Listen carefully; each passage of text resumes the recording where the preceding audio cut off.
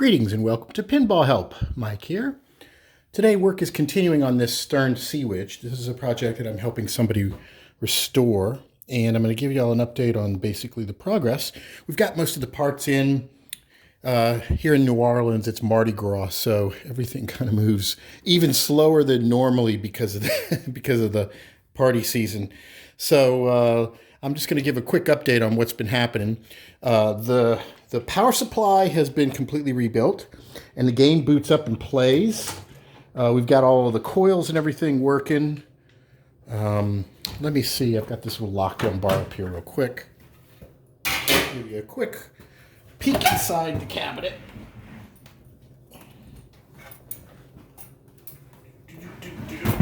Okay. So there we have it. We've got a nice clean power supply board that has been completely rebuilt and repinned. All the connectors. This thing is even slightly bolted down. It was running loose in the machine before. We've got a nice batch of LEDs. This is a complete kit from Comet, the fine folks over at Comet, which I highly recommend. This is, oh, it is all different colors. Okay, cool. I didn't know if they gave you a bunch of just frosted white. So basically, this is a complete kit to do all LEDs for Stern Seawitch. So that's going to be added to the game. As you can see, all the coils and everything are pretty much rebuilt and everything. And then what else we did today, throw this Playfield down. We still haven't gotten to any of the cosmetic stuff on the Playfield yet. We're going to make sure that the bones of the game are working properly. And if you can see, we've got LEDs. These are the Rotten Dog Bally Stern replacement. These are the 7-digit displays. They're much cheaper than the pin score displays, although I don't think they come in this variety of colors like pin score does. But let's fire it up and take a quick look at it. Oh, it's not plugged in, of course. I had my soldering iron going. Actually, I was restoring a Stargate machine behind me, which I keep meaning to do some videos on that too, because I'll forget what it was I did the next time I got to do one of these arcade games. I don't do them that often. Okay, let's fire this thing on. As you can see, it's still got LEDs in it right now. I mean, incandescents, we're going to replace all of those, obviously. But we've got these, the Rotten Dog Bally LEDs. This is kind of a weird thing with the high score, but you can see they work pretty nice.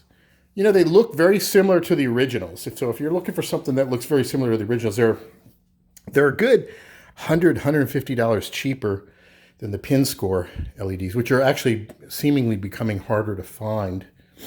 I've got a set of the 6-digit ones I'm probably going to put in Paragon. And they work nice. Let me turn the light off and let's see what they look like without the light. So, yeah, pretty darn good. And I have a feeling with the back glass on, you would not even know. You would not even be able to tell the difference. So they look pretty good. And the game is booting up, playing, all the coils are working. So now we're just going to work on cosmetics. We're going to replace all of the LEDs in the machine. And then we're going to go over this Playfield. The next step in the restoration for the Playfield is going to be to take all the plastics off, put them in a bin, hand clean them, then replace all of the bulbs from the upper part and clean the whole Playfield. Now this game it's really in good shape. It doesn't have hardly any Playfield wear, which is really nice. There's a little bit of planking over here. Let me turn the light back on. Right here. And I'm concerned that if we start to try to clean that up a little bit, it's going to start to come off. See this stuff right here? That's not actually, that's missing. That's supposed to all be blue. So I might get my girl, who's the specialist with color matching, maybe she could do something for that. Which, by the way, so that's the obviously on the Playfield. Have you guys seen this? Check this out. It's like a painting of Seawitch. Is that cool? She's very talented. So there's that. Probably can't see it without it. But it's pretty darn good. Look at that. And then there's the Playfield. And there's that. Nice, huh? Always something interesting around here. So, the only other major stuff is going to be some of these Playfield inserts have started to really cup because of the heat. So one of the nice things about this particular game is there's no writing on a lot of the inserts. So we can pop them out, and what I like to do is sand them flat and then put them right back in.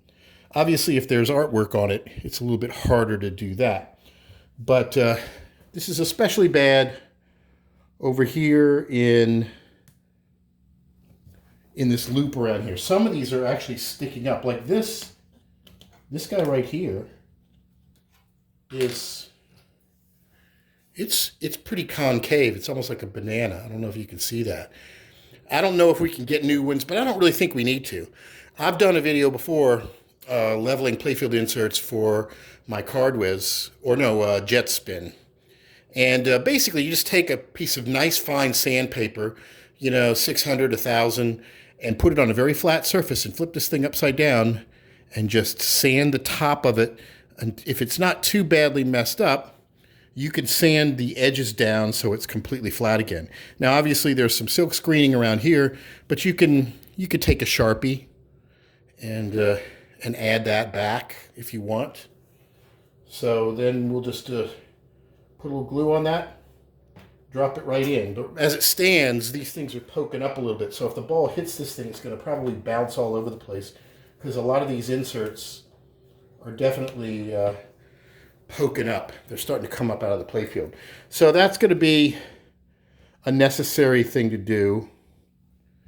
And then I think, this thing will be ready to rock and roll.